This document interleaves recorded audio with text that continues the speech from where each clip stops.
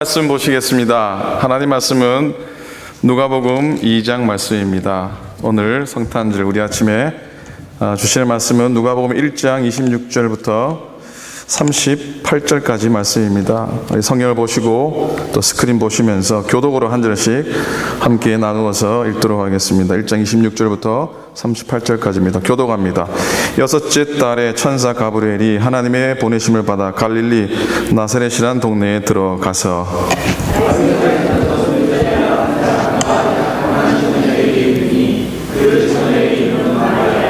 그에게 들어가 이르되 은혜를 받은 자야 평안할지어다 주께서 너와 함께 하시도다 하니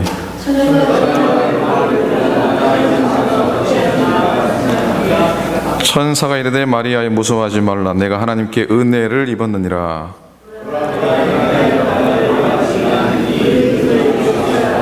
그가 큰 자가 되고 지극히 높으시니 아들이라 일컬어질 것이요 주 하나님께서 그 조상 다윗의 왕위를 그에게 주시리니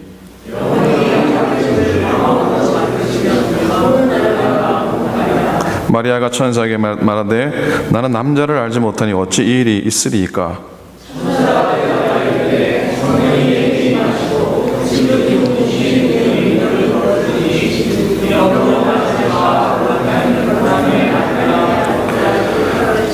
보라 내 친족 엘리사벳도 늙어서 아들을 배었느니라. 본래 임신하지 못한다고 알려진 이가 이미 6달이 되었나니.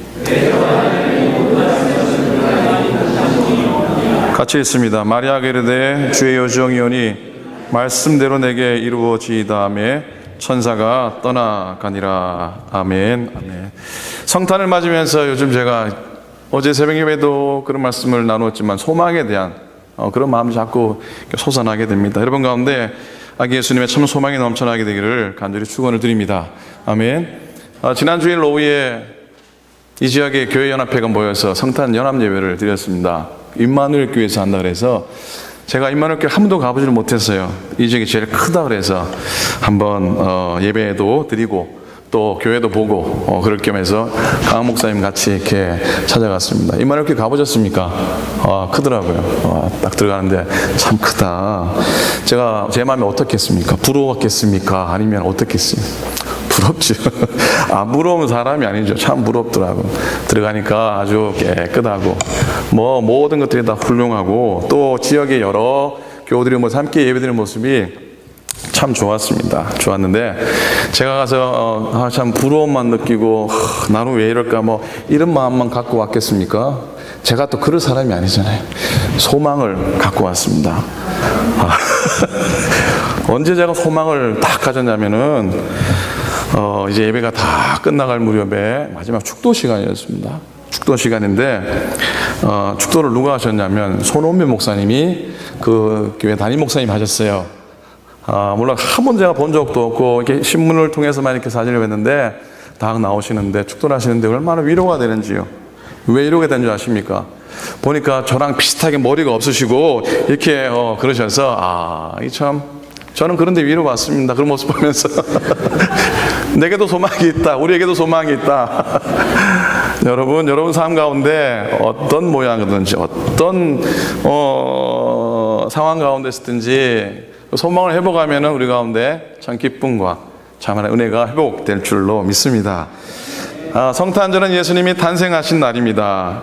그런데 우리에게 예수님의 탄생은 탄생이라기보다는 오심입니다. 오심. 하나님이 세상에 오셨다는 것이지요. 동시에 하나님이 사람이 되셨다는 것을 의미합니다. 말씀이 육신이 되어 우리 가운데 거하신다는 말씀이 성탄에 참 엄청난 의미가 있는 것이죠. 성탄절은 여러분 2000년 전 이야기를 두고 오늘 기념하는 게 아닙니다. 예수님 오늘도 살아 계십니다. 오늘도 살아 계셔서 우리와 함께 하십니다. 그 예수님 만나고 그 예수님에게 믿음을 새롭게 고백하는 것이 성탄의 기본이에요. 예수님 온전히 믿고 그 믿음을 가지고 성탄을 맞이해야 하는 것이죠. 오늘 본문의 말씀은 수태고지 천사 가브리엘이 가브리엘을 통해서 아기 예수님을 성령으로 잉태하게 될 것이라는 소식을 이 마리아에게 얘기하죠. 그 소식을 듣는 마리아라는 여인에게 이 초점이 모여집니다. 시골 나사렛 마을에 살았던 한 처녀 마리아의 순종이 이루어낸 위대한 역사에 대한 이야기입니다. 아무것도 내세울 것 없는 시골 아가씨, 보잘것없는 아가씨였습니다. 그래도 결혼을 앞두고 있어서 자신을 굳게 단장하고 있는 그런 마리아에게 가서 천사 가브리엘이 한다는 말씀이 뭡니까? 이제 네가 곧 임신해서 아기를 낳을 거라는 것이죠.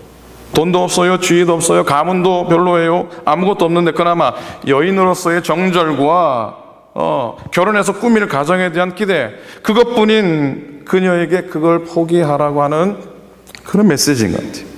결혼도 깨지고 세상의 비난과 멸시를 당하고 심하면 돌에 맞아 죽을 수밖에 없는 그런 상황이 뻔한데 그렇게 하라는 겁니다. 쉽게 생각할 수 있듯이 아마 마리아도 들었을 때 기가 막혔을 겁니다. 이건 뭐지 그랬을지도 모르겠어요. 우선에 그게 가능하냐부터가 문제였습니다. 왜냐하면 아직 마리아는 남자를 몰랐기 때문에, 동침한 적이 없습니다. 앞으로 결혼을 할 때까지는 그럴 계획도 없습니다. 그래서 천사가 마리아가 우리 천사에게 묻죠. 나는 남자를 알지 못합니다. 그런데 어찌 그런 일이 있겠습니까? 그때 천사가 가브리엘이 하는 얘기가, 하나님께는 불가능한 일이 없다. 불가능한 일이 없다고 말씀합니다. 더 이상 말할 여지가 없습니다. 전능하신 하나님이 하신다는데. 그런데 오늘 본문에 보면 한 가지 이상한 점을 발견하게 됩니다. 자, 마리아가 처녀의 몸입니다. 아기를 낳는다 그러면은 마리아한테는 무지한 희생입니다. 엄청난 희생입니다. 희생 이전의 수치입니다. 크게 포기하지 않고서는 도저히 받아들일 수 없는 일입니다. 그런데 만약 마리아가 이 일을 받아들인다면 정말로 엄청난 희생과 포기를 감수해야 되는데, 그런데 천사도 그렇고 마리아도 그렇고, 자, 천사는 시종일관 마리아가 하나님의 은혜를 입었다라고 말합니다. 네가 처녀로서 아기를 낳을 거라고 얘기하는데 그 마리아를 향해서 너는 하나님의 은혜를 입었다라고 얘기합니다. 기뻐하여라, 은혜를 입은 자야, 주님께서 그대와 함께 하신다. 두려워하지 말아라 마리아야, 그대는 하나님의 은혜를 입었노라 라고 말씀합니다. 그에 대해서 이 마리아도 마찬가지예요. 마리아도 자 보세요, 자기가 역시 큰 희생이라도 하는 것처럼 말하지 않고 있다는 사실입니다. 그저 이렇게 말할 뿐이죠. 보십시오, 나는 주님의 여종입니다. 당신의 말씀대로 나에게 이루어지기를 바랍니다. 여러분, 제 3자의 입장에서 보면은, 만약 여러분 자식이라면은 이건 엄청난 일입니다. 어찌 보면 엄청난 희생과 포기가 틀림이 없는데, 천사도 그렇고 마리아도 그렇고 단 한 번도 그게 희생이라고 말하지 않고 있다고 하는 겁니다. 천사는 하나님의 은혜라고 말하고, 마리아는 알겠습니다, 하나님의 뜻에 따르겠습니다라고 말할 뿐입니다. 순종하겠다고 하는 거죠. 그렇습니다. 그건 그냥 순종입니다. 하나님께서 하신다고 하니까 이해하십시오, 따르겠습니다라고 할 뿐입니다. 우리가 하나님의 일을 할 때에, 혹 하나님께서 우리에게 무언가를 제안하시고 요청하실 때 내가 희생해야 한다고, 내가 하나님을 위해서 무언가 많이 포기해야 한다고 생각한다면 좀 엉뚱한 생각이 생길 수 있습니다. 여러분, 희생이 뭘까요? 어떻게 생각하십니까? 희생은 마땅히 내 건데, 마땅히 자기 것인데, 자기 권리이고 자기 소유인데 그걸 포기하는 거죠. 그리고 그걸 포기할 때에 자기의 결단으로 그렇게 하니까 희생했다고 하는 것이죠. 영웅적인 결단, 영웅적인 각오로 영웅적인 희생을 한다고 하는 겁니다. 본인이 스스로 나는 많은 것을 희생했어, 혹은 나는 포기하고 내려놓았어 라고 생각한다면 그건 내 공로가 되는 것 아닐까요? 어떻게 생각하십니까? 이건 원래 내 건데 내가 이걸 포기했어, 참 잘했어요, 참 훌륭해라고 되어버리는 것이죠. 자기 스스로 자기가 희생했다고 생각하는 그 일 때문에 사람들로부터 칭찬을 받고 인정받을지는 모르겠습니다. 왜냐하면 자기가 잘나서 많은 걸 가지고 있었는데 더 잘나서 자기 것조차도 포기하고 희생한 거니까요. 하지만 하나님 앞에서 과연 그게 희생일까? 아니, 하나님 앞에서 자기를 자랑하는 것은 되지 않을까라는 것이죠. 하나님 앞에서 교만한 겁니다. 하나님 우리에게 희생하라고 하시는 게 아닙니다. 뭘 잔뜩 포기하라고 하지도 않으십니다. 우리가 들고 있는 대단한 건 내려놓으라고도 말씀하지 않으세요. 다만 순종하라는 겁니다. 하나님 우리에게 요청하시는 건 다만 순종입니다. 여러분, 영화 로마의 휴일이라는 영화 아십니까? 아시면 아신다 그러시고 모른다 그러시고. 로마의 휴일 아십니까? 티파니에서의 아침을. 그 여자 주인공 이름이 뭡니까? 어떻게 잘하세요? 오드리 헵번이죠, 그죠? 그가 말년에 유니세프 이 일에 헌신합니다. 그건 단지 자기 이름을 이렇게 과시하거나 하는 그런 것이 아니고요. 정말로 버려진 아이들을 구원의 손으로 내미는 것이 내 사명이라 했기 때문에 그 일에 열심을 다하게 됩니다. 이 오드리 헵번이 얼마나 이쁜지 제가 사진을 하나 가져왔어요. 사모님 가서 좀 이렇게 넘겨주면 좋겠네요. 오드리 헵번 이쁜 거 아시죠? 예, 저희 집사람보다는 덜 이쁘지만은 굉장히 이쁩니다. 근데 이 왼쪽에 이쁜 사진이 참 이쁘다 좋은데, 오른쪽 사진은 그 아름다움을 넘어선, 그 아름다움과 비교할 수 없는 그런 한 여인의 모습을 보게 됩니다. 사진 또 하나 있습니다. 왼쪽 사진 정말 이쁩니다, 그죠? 그런데 오른쪽 사진은 그 아름다움, 그 우아함을 넘어선 정말로 가슴을 뛰게 하고 가슴을 떨리게 하는 그런 한 장의 또한 사진입니다. 오드리 헵번은 기근에 허덕이는 오지로 50회 넘게 여행을 합니다. 위험과 병마가 들끓는 곳에서 수개월씩 머물면서 봉사합니다.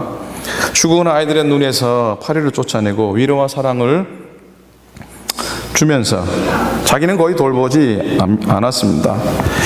여행에서 돌아올 때마다 기자회견을 할 수밖에 없는 그런 상황이라면 그는 꼭 현장에서 일어난 일들에 대해서 정말로 소중하게 감사하게 얘기합니다. 자기에 관한 일은 함구였습니다. 그녀의 말을 듣고 회견장 뒤편에서 흐느끼는 소리를 듣는 일은 예사로운 일이었습니다.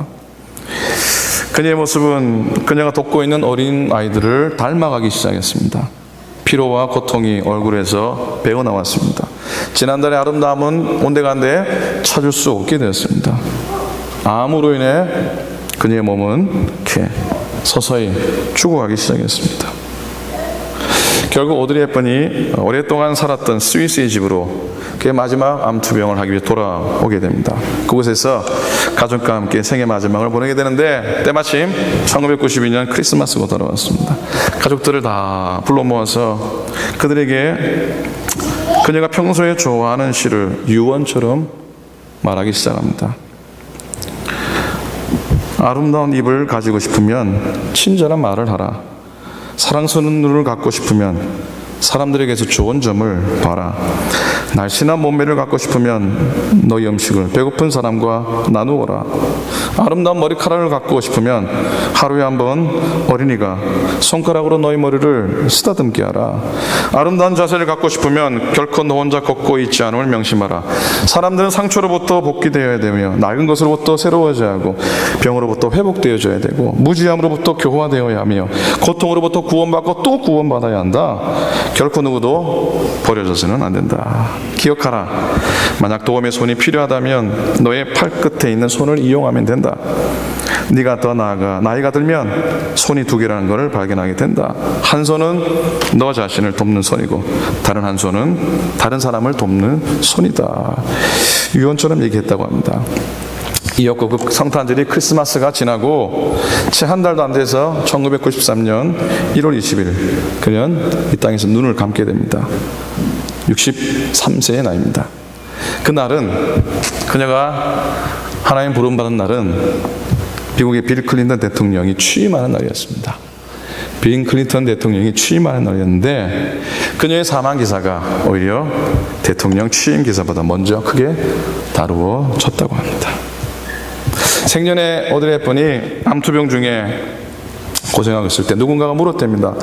왜 그렇게 당신은 당신 자신을 그렇게 희생하면서까지 아이들을 돕고 있는 겁니까? 그녀는 이렇게 담담하게 얘기합니다. 이건 희생이 아닙니다. 희생은 자기가 원하지 않는 것을 위해 자신이 원하는 것을 포기하는 것을 의미하기 때문입니다. 이건 저에게 희생이 아닙니다. 오히려 내가 받은 선물입니다. 라고 고백합니다. 여러분, 순종하다 보면 들고 있기 거추장스러운 거 자연스럽게 내려놓게 됩니다. 내 발목을 잡고 뒷덜미를 끌어당기는 것을 자연히 버리게 됩니다. 그건 희생도 아니고 포기도 아니고 바울의 고백처럼 배설물을 배설하는 것 같은 일입니다. 하나님 앞에서 희생이나 포기란 없습니다. 다만 하나님의 뜻에 순종할 뿐입니다. 그렇게 순종하는 사람과 하나님은 크고도 위대한 일을 이루십니다. 하나님의 나라를 만들어 가신다는, 천지를 창조하신 하나님께서 순종하는 사람과 함께 하나님의 나라를 만드십니다. 하나님은 마리아의 순종을 통해서 인류를 구원하시고자 하시는 자기의 역사를 다시 시작하게 됩니다. 바로 마리아를 통해 예수 그리스도가 세상에 태어나게 된 것이죠. 하나님은 우리에게 순종하라고 하십니다. 다른 거 하겠다고 할 필요도 없다고 하십니다. 낮아지겠다고, 포기하겠다고, 희생하겠다고, 내려놓겠다고 다 좋은데 그런 거 하려고 애쓸 필요가 없다 하십니다. 다만 순종하라 하십니다.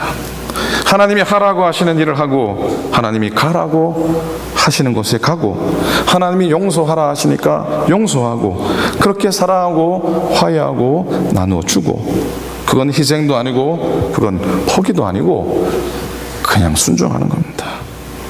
내가 뭘 하는 게 아니라 그냥 순종하는 겁니다. 하나님의 뜻에 순종하는 겁니다.